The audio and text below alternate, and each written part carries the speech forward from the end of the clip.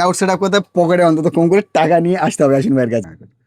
আসসালামু আলাইকুম ওয়া রাহমাতুল্লাহি ওয়া বারাকাতুহু। এই জন্য দিতে চাচ্ছি যে যারা মনে করো আমি ভিডিও বানাবো, জাস্ট আমার কাছে সারাদিন কম করে 7টা-8টা মানুষ কল করে, জাস্ট আমাকে ব্যাংক সেট আপ করে দাও, পেআউট সেট আপ করে দাও।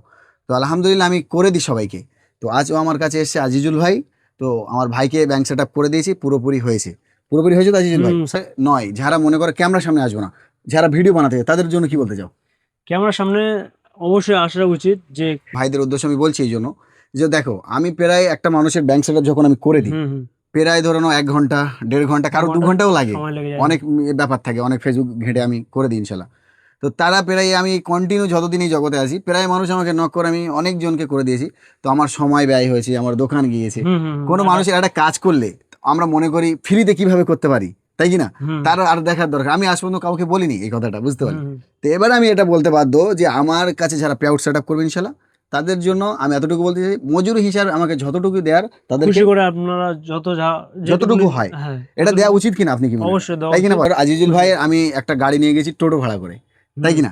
তো আজিজুল ভাইকে বন্ধু বান্ধব আছি আলহামদুলিল্লাহ, সবসময় গিয়ে আমি বলবো আজিজুল ভাই আমাকে ডেলি নিয়ে যাও ফ্রিতে, হবে কি?